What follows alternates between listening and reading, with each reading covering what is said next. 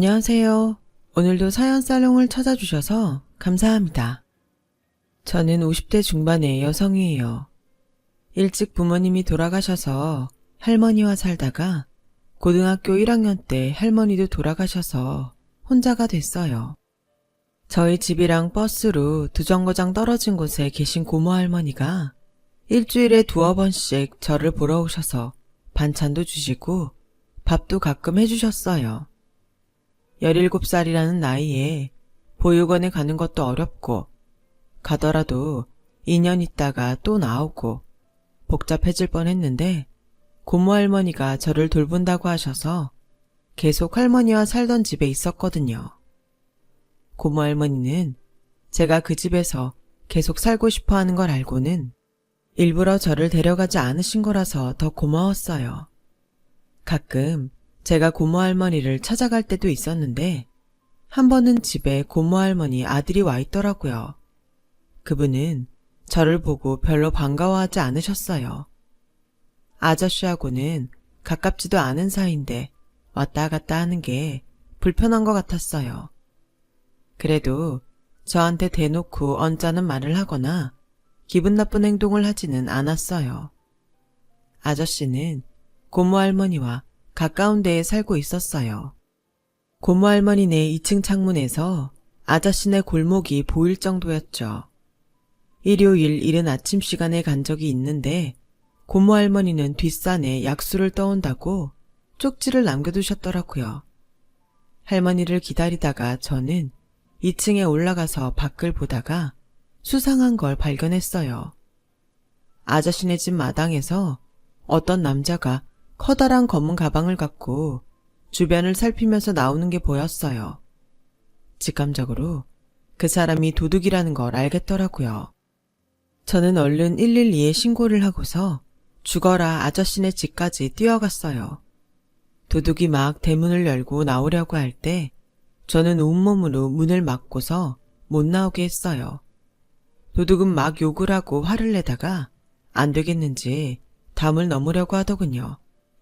그때 파출소에서 순경 2명이 도착했고 도둑은 담을 넘자마자 순경들에게 잡혀서 차에 억지로 태워졌죠.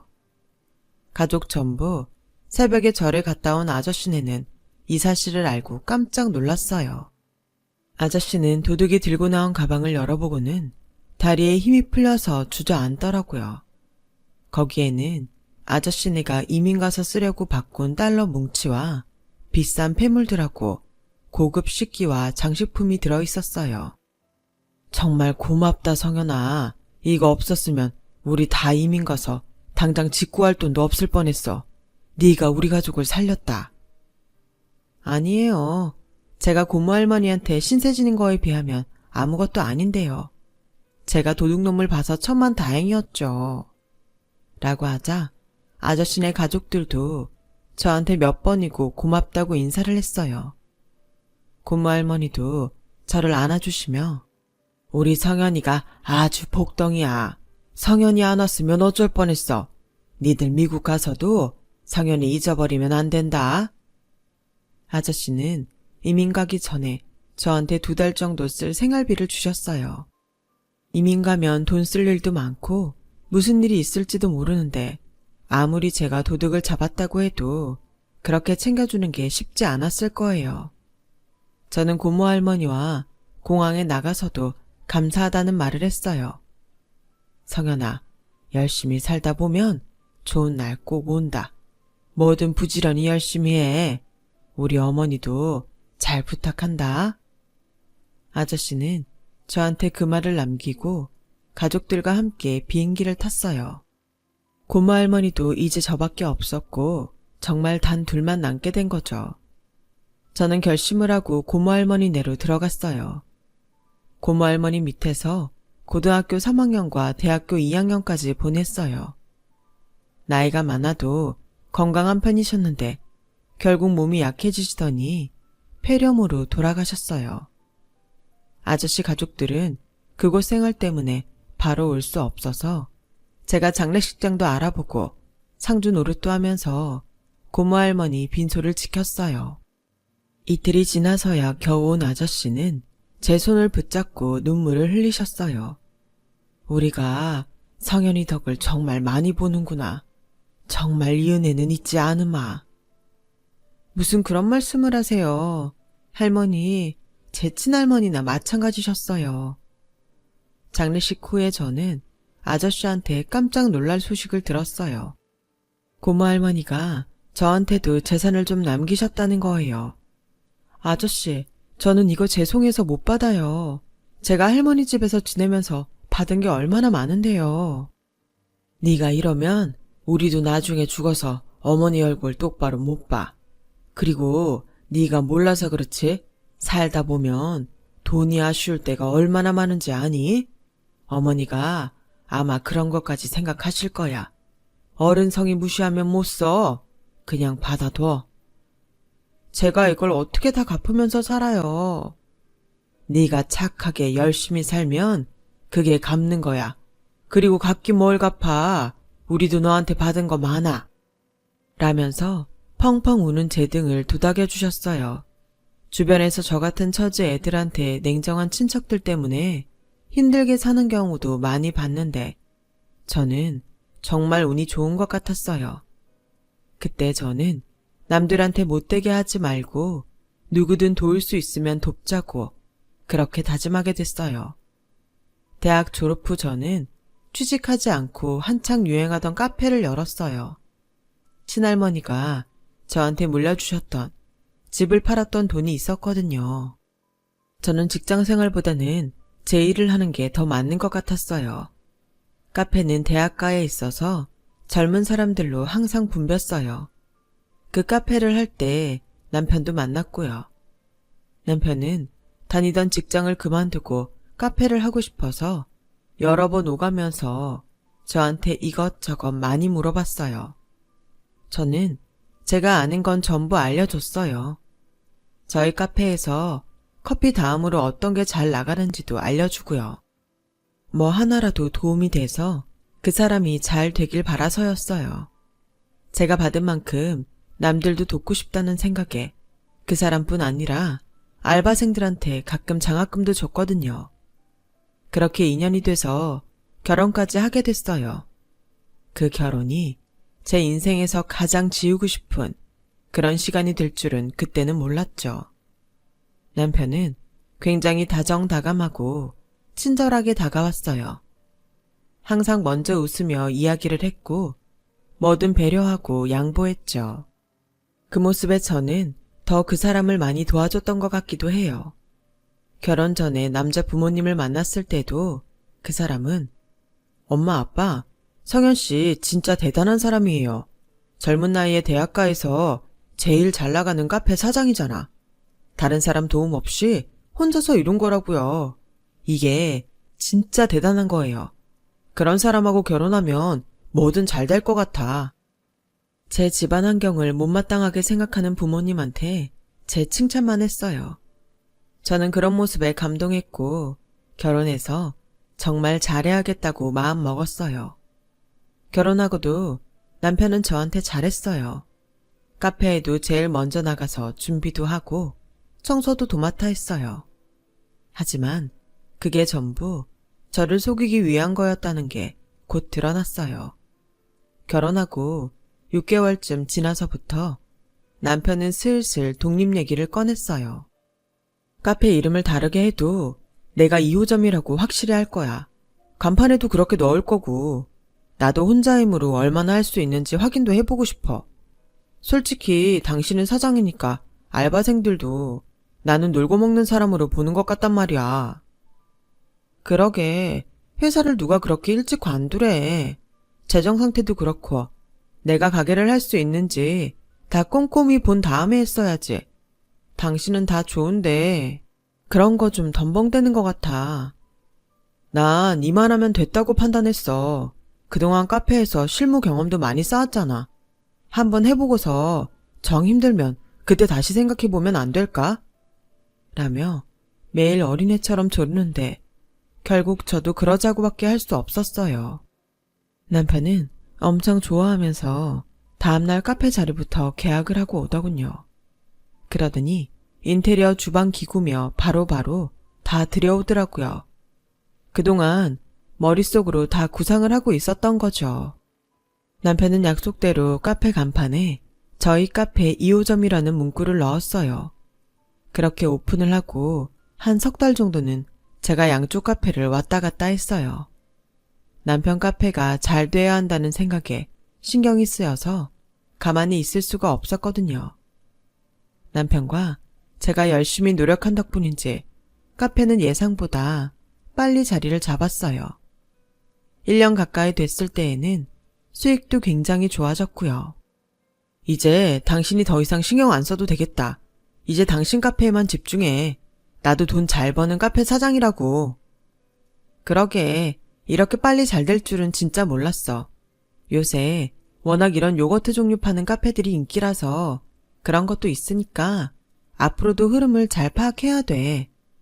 라며 충고를 했지만 남편은 신이 나서 제 말을 제대로 듣지는 않는 것 같았어요. 그 뒤로 남편은 점점 변해가더군요. 언젠가부터 집에 들어오는 시간도 늦어지나 싶더니 아예 외박을 하는 날도 생겼어요. 다 카페 일 때문이라고 하니 저는 더 뭐라고 할 수도 없었죠. 원재료가 제때 안 들어오거나 시설에 문제가 생기면 그럴 수도 있거든요. 하지만 남편은 점점 내 전화도 받지 않았고 제가 연락을 달라고 해도 하지 않았어요. 제 카페에 오지 않는 건 당연했고 집에도 안 들어오는 날이 더 많아졌어요. 저는 가끔 남편 카페에 가보았지만 번번이 남편은 자리에 없었어요.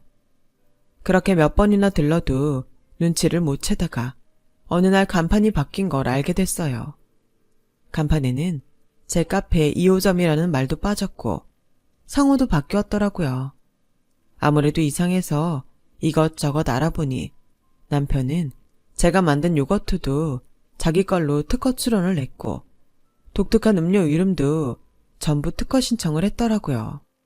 제가 취소를 하려고 애를 썼지만 그러는 사이 특허는 나왔고 저한테는 남은 게 아무것도 없었어요.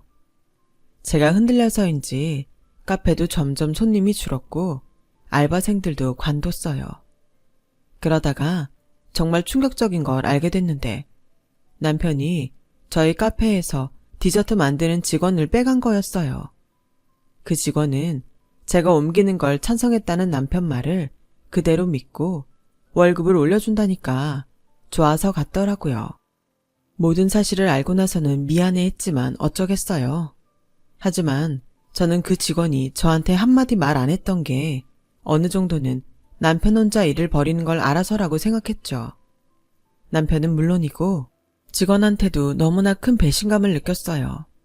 남편과 연락하기 위해서 계속 전화를 걸었더니 결국 받더군요. 진짜 귀찮게 왜 이래? 뭐야? 무슨 전쟁이라도 났어? 당신 지금 어디야? 꼭 만나야겠으니까 얼른 어디 있는지 말해. 안 그러면 나도 가만 안 있을 거야. 라고 으름장을 놓자 남편은 그제야 자기가 있는 곳을 알려줬어요. 기가 막히게도 그 사람은 고급 호텔에서 지내고 있더군요.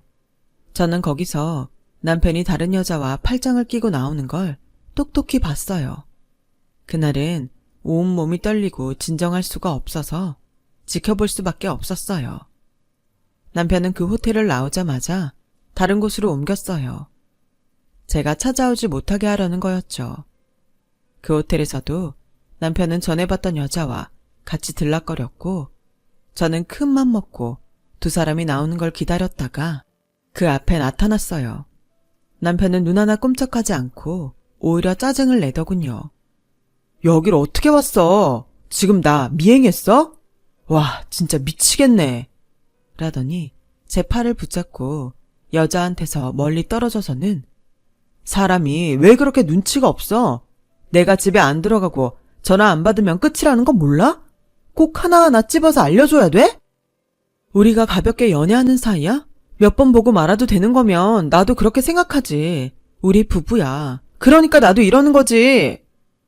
그게 뭐가 그렇게 대단한데 10년, 20년을 살아도 헤어지는 마당에 꼴랑 1, 2년 살았다고 엉겨붙지 말라고. 되게 질척거리네. 남편 말에 충격을 받은 저는 시댁을 찾아갔어요. 그런데 시어머니는 한술 더 떠서 저를 대문 밖에 세워두고는 네가 우리 준우 사는 데까지 쫓아가서 난리 폈다며. 사람이 살다 보면 마음이 변할 수도 있는 거지. 너도 참 구질구질하게 산다. 사람이 맺고 끊는 게 깔끔해야지. 어머니, 이게 그럴 일은 아니죠. 엄연히 제가 아내이고 이혼을 한 것도 아닌데 집에 들어오지도 않고 다른 여자를 만나잖아요. 그럼 이혼해. 네가 그렇게 이해심이 부족하면 이혼하면 될 거 아니야. 이래서 가정환경 나쁜 애들은 안 된다니까. 무슨 일만 생기면 지들이 피해자인 척해. 네가 오주개를 못살게 굴었으면 그 착하고 네 편만 들어주던 준우가 밖으로 놀고 집에 안 들어가겠냐고. 라는 시어머니의 억지에 말문이 막히는데 안에서 시아버지까지 동네 창피하게 시끄럽게 굴 거야. 얼른 보내고 들어와. 저는 그제야 이 집 식구들이 똘똘 뭉쳐서 저를 쫓아내기로 했다는 걸 깨달았어요. 카페에서도 제가 만들었던 요거트와 음료를 팔 수 없게 됐고요. 남편은 처음부터 저한테 마음이 있었던 게 아니라 저희 카페 운영 요령과 저만의 메뉴가 필요했던 거였어요. 저는 하루아침에 모든 걸 잃고 말았어요. 이혼 서류도 남편이 선수를 쳐서 보냈더라고요. 제가 의붓증이라면서요. 남편과 이혼하고 한동안 정신이 딴 데 가 있는 것처럼 살았던 저는 뉴스에서 어떤 시민이 소매치기를 잡는 걸 봤어요. 그러자 어릴 때 제가 아저씨네 도둑을 잡았던 게 떠오르더라고요. 고모 할머니와 아저씨도 생각났고요. 부지런히 열심히 하면 뭐든 된다는 아저씨 말을 다시 한번 믿어보기로 했고 도둑을 잡던 용기를 내서 다시 시작했어요. 저는 그때까지 손대지 않고 있던 고모 할머니가 주신 예금을 찾았어요. 그리고 해외에서 바리스타 자격증을 딴 사람에게 열심히 커피를 배웠고 어떤 음료에 어떤 디저트가 어울리는지 전문적으로 공부했어요. 전에는 제가 생각나는 대로 제 마음에 드는 메뉴들을 만들었는데 이제는 철저하게 시장을 분석한 자료를 바탕으로 메뉴판을 구성했어요. 매장도 신도시에 젊은 사람들이 많지만 아직 가게가 많지 않은 곳에 아담한 곳을 골랐어요. 저는 새벽부터 밤늦게까지 카페 일에만 매달려서 지냈어요. 시간이 어떻게 가는지도 모르고 미친 듯이 일만 하면서 살았던 시간이었습니다. 전 남편과 시댁 때문에 억울하고 분할 때에는 더 일에 몰두했어요. 꼭 이 일을 성공해서 보란듯이 잘 살겠다고 그 생각만 하며 힘든 시간들을 버텼어요. 1년쯤 지나자 저희 카페가 입소문이 나면서 블로거들도 많이 찾기 시작하더라고요. 그러면서 카페에 손님이 더 많아졌죠. 사람들이 붐비는 시간대에는 대기표를 나눠줄 정도로 인기가 많았어요. 그러자 외국에서 베이킹을 공부하고 온 사람이 자기와 같이 해볼 생각이 없냐고 제안을 해오더군요. 전에 한번 디저트 만드는 직원한테도 배신을 당한 적이 있어서 신중했어요. 그 사람은 이미 자기가 운영하는 빵집도 있었고 거기도 꽤 잘 되는 중이었어요. 저는 제 사업을 확장하고 싶거든요. 카페에서 간단하게 아침으로 저희 샌드위치나 토스트 같은 걸 내면 좋을 것 같아요. 박성현 씨가 카페를 전체적으로 잘 운영하시고 커피 맛도 좋고 디저트도 센스가 있어서 같이 해보고 싶어요. 저는 그 사람 가게에 대해서도 꼼꼼하게 조사하고 주변 평판도 알아봤어요. 다행히 그 사람은 사업적으로 철저했고 저한테 한 말도 빈말이 아니더라고요. 저는 조심스럽게 그 사람과 일을 시작했죠. 우선 아침에 토스트만 한정적으로 팔기로 했어요. 아침 메뉴는 특히 일찍 출근하는 직장인들한테 굉장히 인기가 많았어요. 저는 샌드위치를 2종류 받아서 조금씩 메뉴를 늘려갔어요. 그러면서 카페 매출도 더 늘었고 덩달아 다른 디저트들도 전보다 더 잘 팔렸어요. 카페가 크게 성공을 하자 2호점을 내달라는 사람들이 가끔 찾아왔지만 저는 그럴 때마다 전 남편 생각이 떠올라서 전부 거절했어요. 그 사람이 저한테 한 짓을 누가 또 할지도 모른다는 불안감이 있었거든요. 그때가 남편과 이혼하고 6년이 다 됐을 때인데도 저는 악몽까지 꾸곤 했어요. 그렇게 지내고 있을 즈음에 아저씨가 저를 찾아오셨어요. 20년 만에 만난 아저씨는 미국에서 변호사로 일하다가 귀국했다고 하셨어요. 아저씨, 그동안 잘 지내신 거죠? 이렇게 다시 뵙다니 꿈이라도 꾸는 것 같아요. 한국에 온다고 생각하니까 너부터 떠오르더라. 그래도 다행히 네가 이사를 많이 안 다녀서 찾기 어렵지는 않더구나. 다름이 아니라 우리 딸이 여기서 결혼을 하게 됐어. 녀석이 한국 오기 전부터 왔다 갔다 하면서 만났다는데 우리도 놀랐지 뭐냐. 그래서 오자마자 결혼식부터 하기로 했는데 성현이 너도 꼭 왔으면 좋겠다. 축하해요, 아저씨. 그 귀여웠던 꼬마가 벌써 결혼을 하네요. 정말 잘 됐어요. 저 그날 꼭 참석할게요. 아니, 손님으로 오라는 게 아니야. 우리 가족석에 같이 앉았으면 좋겠어. 어머니도 그걸 바라실 것 같아서 말이야. 미국에서 힘들 때마다 네가 많이 생각났거든.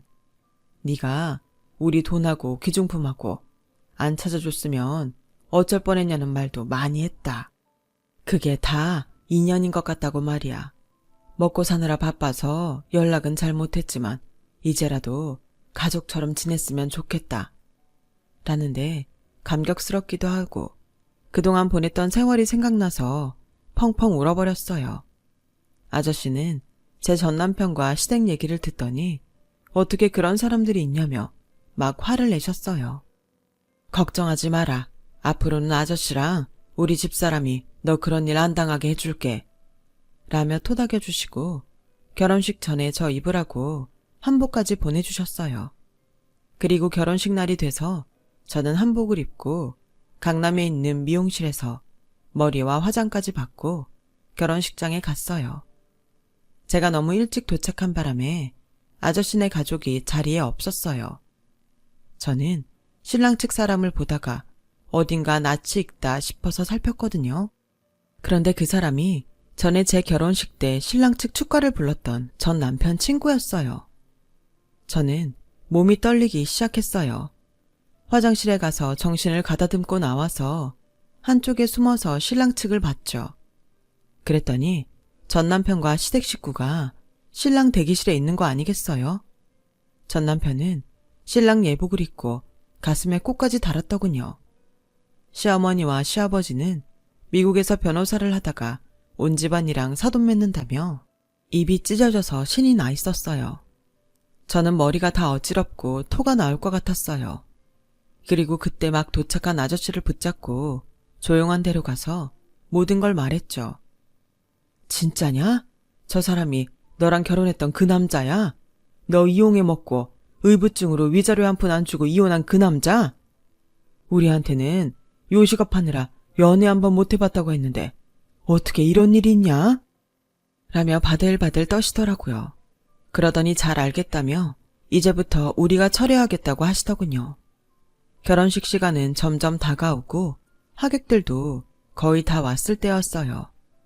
전 남편은 신부 가족들이 신부 대기실에 못 들어오게 하자 혼자 식장 앞에서 어쩔 줄 모르더군요.